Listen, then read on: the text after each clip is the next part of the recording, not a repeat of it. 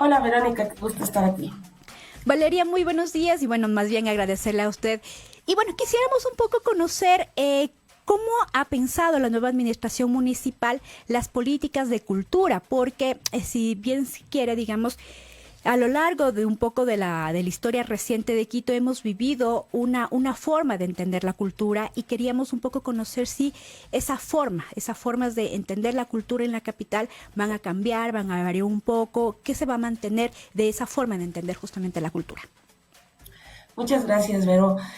Bueno, gracias por esta pregunta. Nuestra observación es que las políticas de cultura eh, tenían ciertos mecanismos modernos como las convocatorias por concurso, al fomento de las artes, pero no tenían una metodología de trabajo con el territorio. Entonces había una concentración bastante grande de la inversión en el centro norte de la ciudad y no había una activación sistemática de artistas, de creadores y de la memoria social a la que tienen derecho todos los habitantes a lo largo del distrito metropolitano. Entonces, nuestra política es redistributiva, de articular con las comunidades, de hacer, por ejemplo, para nuestro verano de las artes, por darte un ejemplo, hemos hecho mesas de trabajo en todas las direcciones zonales, en las parroquias, con las comunidades rurales, también con distintas edades. Nuestra política de cultura y nuestra política en general en la alcaldía es incluyente, democratizadora, intenta ser participativa y trata de ser, romper con ciertas lógicas de desigualdad y ciertas relaciones centro-periferia que son excluyentes y que no cumplen con los derechos, derechos fundamentales como son los derechos a la cultura. Por ejemplo, justamente en esto que menciona de romper con esta idea de que muchas de las actividades en la ciudad se concentran en el centro, veía el otro día que la administración había llevado un poco, había apoyado un festival en Atucucho, por ejemplo. Entonces ahí preguntarle qué tipo de actividades se van a estar como apoyando y en qué barrios. Sí, bueno, nosotros, tú sabes que en el campo de cultura un elemento fundamental es el espacio público. Entonces, en ese sentido, la lógica territorial del trabajo ha sido activar con arte, cultura y procesos de memoria muchos parques, tanto del sur como del norte como del centro. Tenemos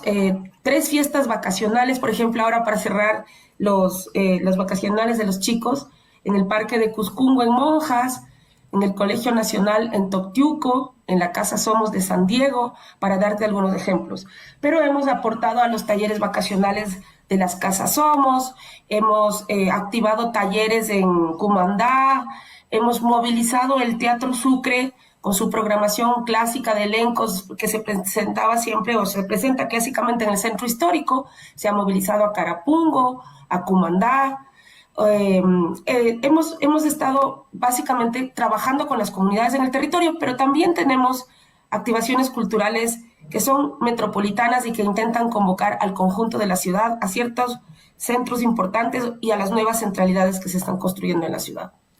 Ahora también quisiéramos entender qué se va a o qué se tiene pensado, por ejemplo, en estos grandes momentos que, si se quiere, las diferentes administraciones municipales nos han tenido como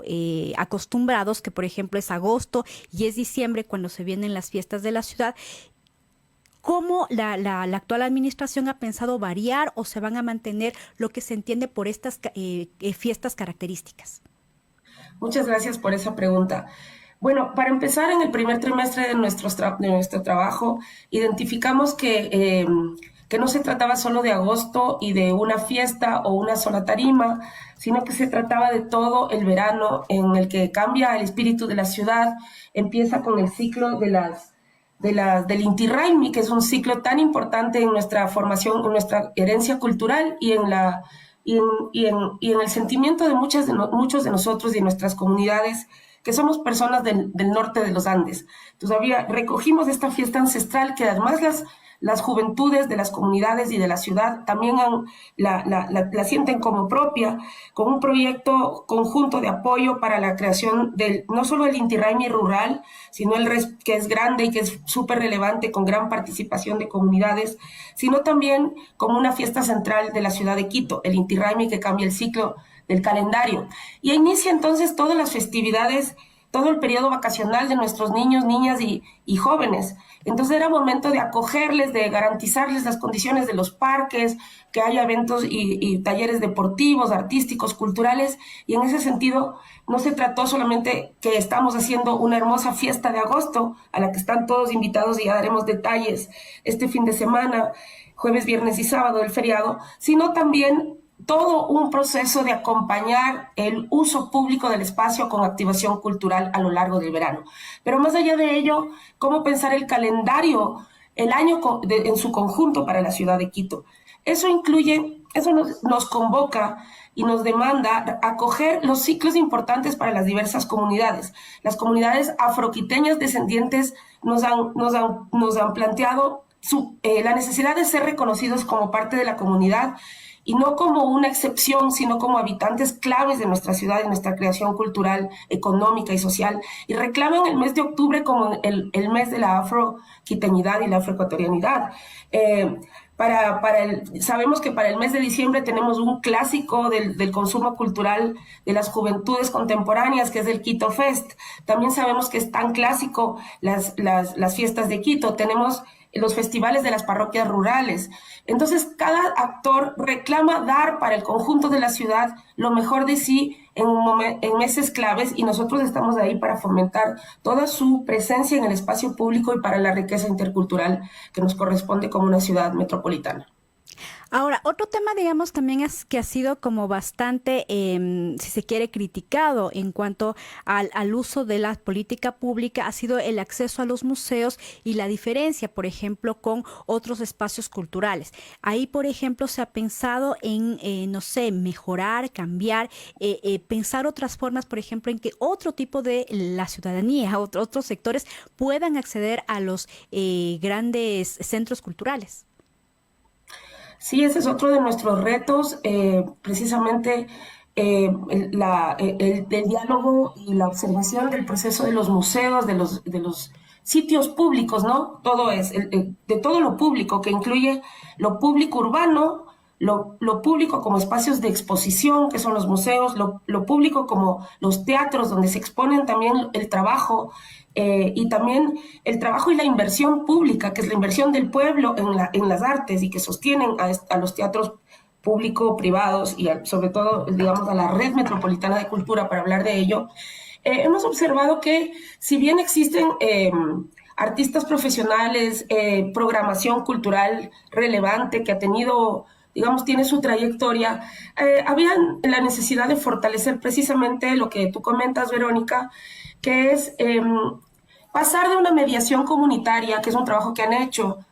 local con el barrio inmediatamente cercano a los teatros, para construir lo que proponemos como una articulación de la comunidad en su conjunto, es decir, la ciudad con todos sus elementos, ¿no? Desde el inmenso y ricamente poblado Calderón. ¿Cómo Calderón va a acceder a los teatros que están ubicados? ¿Cómo los teatros van a viajar y los museos con sus lecturas del patrimonio y de la historia van a viajar a Calderón y ofrecer y garantizar los derechos, que esa es nuestra tarea como en el campo de la política pública? Entonces, para no ser muy larga en mi explicación, dos ejes del fortalecimiento y democratización de museos y teatros van a hacer que la vinculación con la sociedad no sea solo con el entorno inmediato del barrio, que eso ya habían intentado hacer, sino con políticas y programaciones que democraticen los museos y los teatros al conjunto de la ciudad. Sea a través de programas sostenidos de transportar e instalar sus apuestas y su trabajo cultural en los barrios, o también crear programas para movilización de poblaciones, para movilización de familias, de juventudes, de adultos mayores, a programas construidos para su disfrute y su trabajo con estos lenguajes de los museos y los teatros. Lo otro súper importante nos ha parecido que hay una cierta falencia o una cierta debilidad en el campo de la investigación y de la creación de programas culturales dentro de de los museos y los teatros, nosotros tenemos un riquísimo patrimonio cultural, partituras musicales escritas todo a lo largo del siglo XIX, XX y XXI, que están en los archivos, fotografías de nuestra historia, documentos de nuestra historia, creación artística, colecciones que están guardadas o están, no están al acceso de la ciudadanía, que es su verdadero poseedor, propietario, es patrimonio de la ciudad y de la nación. Y esas colecciones tienen que ser expuestas en estos espacios a través de la investigación y la curaduría. Hace falta movilizar más de nuestra memoria y nuestros recursos para crear programas para el disfrute y el trabajo cultural de nuestra ciudadanía a la que tiene derecho. Y me ponía también a pensar, por ejemplo, en algunos espacios que el municipio de Quito, a través de política pública, diálogo con sectores, etcétera, ha creado, como por ejemplo el Parque de las Diversidades que queda en el sur, en el Recreo, que se creó a partir de esta tragedia de la Factory, pero que a la postre quedó de alguna manera, si se quiere, no quiero decir abandonado, pero de alguna manera subutilizado, porque la idea era que al menos las bandas, si se quiere, de música alternativa, más rock, puedan ir, pero vemos que todavía no hay un acercamiento de estos grupos o si se quiere de alguna forma de cultura alternativa a estos espacios. Entonces, ¿habría alguna forma, por ejemplo, en la que el municipio puede incentivar a que este tipo de cultura se acerque a los espacios municipales, se tome los espacios públicos? Porque vemos, por ejemplo, que mucha de esta cultura todavía se encuentra, si se quiere, marginalizada y obviamente ocupando todavía espacios peligrosos como fue la Factory misma. Sabes que me parece nuevamente una pregunta súper importante, te agradezco. Pues para empezar, solamente un indicio de un giro en el que estamos empeñados. El 30 de septiembre finalmente vamos a tener el Festival Factory Nunca Más, retomando este esfuerzo, que fue un esfuerzo de resistencia de, como tú dices, las culturas alternativas, las culturas contemporáneas, que eran más bien perseguidas o marginalizadas por la sociedad. Y en este caso, más bien, ha sido un honor poder apoyar este proceso de memoria y de resistencia de las culturas rockeras, de las culturas alternativas. Hoy hay otras que también están mostrando que exigen salir de la marginalidad o de los lugares recluidos a donde les ha confinado su persecución para más bien o la precariedad en la que han tenido que desarrollarse para más bien ocupar lugares claves en el espacio público. En ese sentido, nosotros no solamente acogemos, sino es un honor contribuir con la memoria de las culturas urbanas y apoyar el Festival Factory Nunca Más del 30 de septiembre, también el 12 de agosto, el rock cotocollao, el rock popular, el rock de las juventudes. Nosotros somos una ciudad, así como somos una ciudad de música tradicional, de albazo, de pasillo, de yarabí, somos también una ciudad rockera, metalera. Ahora también hay juventudes que oyen una nueva electrónica latina, hay música, la bomba, todo eso nos pertenece, no son culturas de la periferia, no pueden ser culturas perseguidas. El giro que tenemos en el concepto de seguridad acompaña la apuesta también de la Secretaría de Cultura, el giro de la seguridad de la alcaldía de Pavel Muñoz, la alcaldía en la que estamos trabajando con todo este afecto, intenta hacer que la seguridad no esté construida por la persecución, la disciplina y el encierro de las juventudes y la supresión de su expresión cultural, sino más bien el acompañamiento para el derecho que tienen de habitar el espacio público, porque es precisamente en los lenguajes culturales donde se puede dialogar, integrar, cuidar a la comunidad. Una calle deshabitada, unos parques precarizados, unas juventudes sin oportunidades, produce la inseguridad, produce el malestar social. Más bien, la ocupación del espacio público por la cultura debe ser acompañada y resguardada por la seguridad. La seguridad es la comunidad en el espacio público. Y la policía municipal, acompaña y garantiza que eso se pueda dar. Al revés de perseguir, encerrar o que la economía también sea marginalizadora. Entonces, bueno, hay indicios de nuestra apuesta, que es tanto nuestra conexión con esos espacios y esas culturas, nuestra búsqueda de conocerlas y fomentarlas, de participar de ellas, de disfrutarlas, pero también el giro en la noción de seguridad hacia una seguridad que consiste en garantizar y apoyar fomentar la presencia de la comunidad en el espacio público, con todas sus expresiones culturales. Y cambiando de tema, digamos en los últimos años, o bueno, no tanto,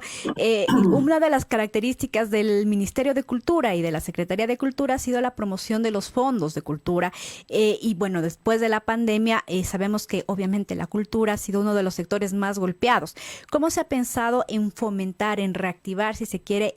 justamente los artistas, la cultura?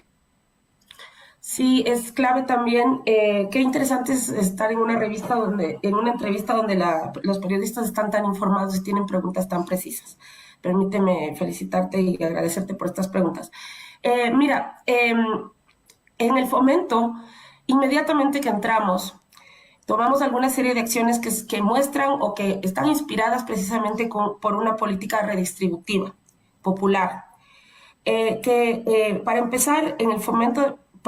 en el espacio público, que tiene este encargo tan interesante de aprender desde la Secretaría para mí, como es la creación de los festivales y las fiestas cíclicas, justo nos tocó verano. En este verano, el presupuesto que hemos invertido, y nos interesaría muchísimo ahora en agosto mostrar algunos cuadros de cómo fue el proceso de inversión. Por supuesto, la ciudadanía tiene acceso a toda la información de cómo hemos construido nuestro método y el modo de inversión. Se ha invertido más del 95% de los recursos en artistas en el territorio. Es decir, no fue la creación de un evento concentrado donde se gasta todo el recurso en contratar un par de artistas que se llevan todo el recurso de la inversión artística que exige el verano de las artes, sino que fue pensado redistributivamente, pensado en fomentar y recoger las necesidades, los gustos musicales, la creación cultural, pero también un poco a paliar el desierto de inversión económica que ha habido en los artistas y sobre todo en la mayoría de artistas que provienen de distintos lugares del territorio. La concentración del recurso es algo que hemos tratado de revertir para hacerlo más redistributivos, porque además de eso es sembrar en lenguajes culturales en la ciudad. Entonces ustedes pueden ver activación de artistas, son más o menos cerca de 7,000 artistas activados por la inversión en la construcción del verano de las artes, o artistas de toda naturaleza y de todos tipos de comunidades a lo largo del distrito metropolitano. Eso solo en un espacio público, pero en nuestra dirección de fomento a las artes, la cultura y la memoria, hemos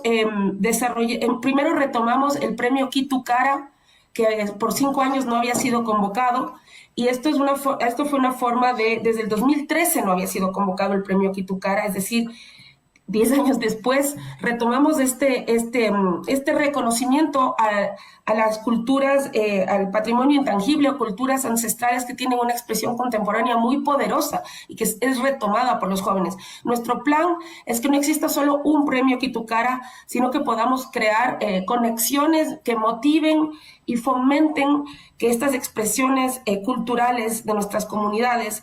que vienen de nuestros ancestros y han sido retomadas por los jóvenes, se activen, se reconozcan y se enriquezcan a lo largo del espacio de las parroquias, pero también los espacios metropolitanos de la ciudad, donde también tienen expresión esto que de alguna manera tiene un lenguaje de patrimonio intangible, las fiestas populares en clave andina. También, obviamente, hemos retomado el reto, el mandato de hacer unas políticas, de crear unos programas de concurso para becas y también para premiación, pero becas también en arte contemporáneo, como el premio Mariano Aguilera, que estamos tratando de actualizar. Tenemos una propuesta de actualización de la regulación, de la ordenanza que regula este premio, que es el premio a la creación, investigación, curaduría del arte contemporáneo,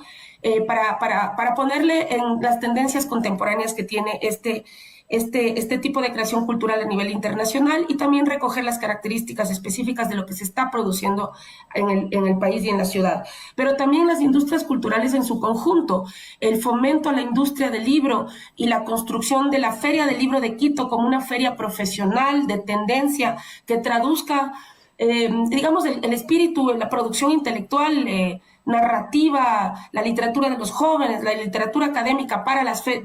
que la Feria del Libro adquiera una dimensión como merece esta ciudad y como puede hacer esta ciudad. También ha sido parte de nuestro trabajo de diseñar una política de fomento para la producción del libro. Entre las industrias del libro, el audiovisual, el arte, las artes escénicas, el libro,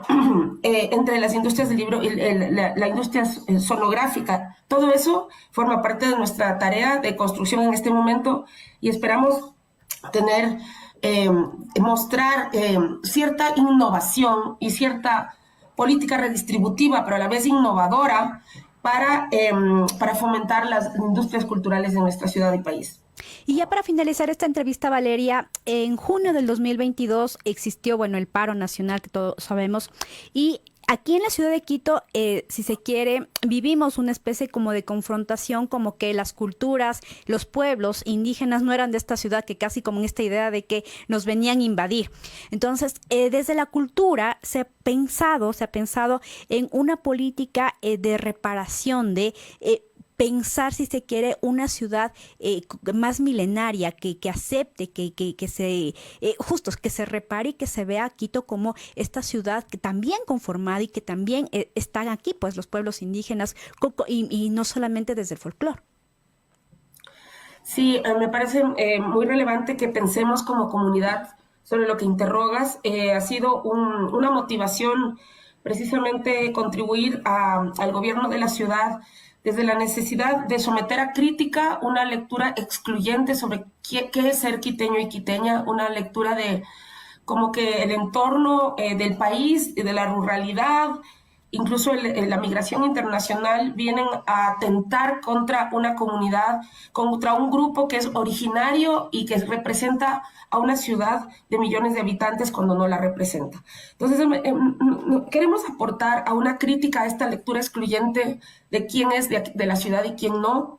pero hacerlo con el proceso que merece, que es un proceso de evaluar cómo surgieron esos relatos autoritarios y excluyentes, o sea, hacer conciencia como ciudad de dónde viene ese relato, hasta cierto punto incluso racista, sobre qué es la ciudad,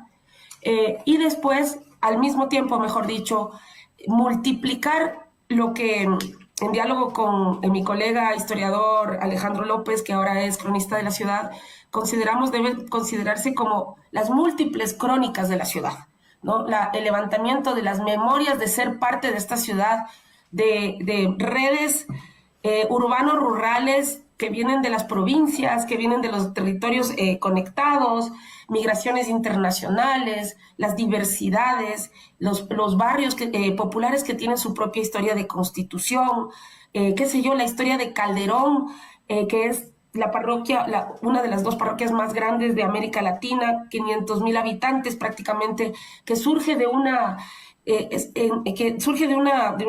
cacicazgo étnico ubicado en una zona frágil ecológica, que tienen una tradición ancestral de maíz morado, de ritos funerarios, y en torno a eso se constituye una parte fundamental de la metrópoli con migraciones internacionales, pero centenarias, milenarias, y migraciones internacionales, y crece una ciudad moderna en torno a un núcleo, a una comunidad o a varias comunidades étnicas. La historia de cómo Eloy Alfaro reconoce tan temprano como 1896, en el primer año de la revolución alfarista, el carácter de la parroquia de Calderón, le da su condición jurídica, cuando se fundan los otros barrios en torno a la parroquia. Todo eso forma parte de nuestra historia, de nuestra voz y de nuestra identidad. Entonces, construir, fomentar la memoria histórica y la memoria oral de las comunidades como instrumentos fundamentales de identidad y de tejido social, eso es parte de nuestro mandato. Multiplicar las voces que narran qué ciudad vivimos, multiplicar los relatos, la literatura y la memoria sobre qué ciudad somos, nuestro carácter cosmopolita.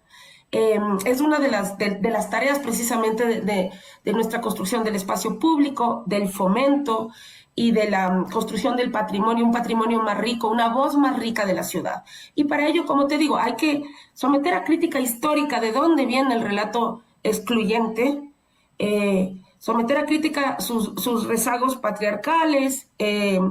también racistas y construir un relato antirracista, incluyente,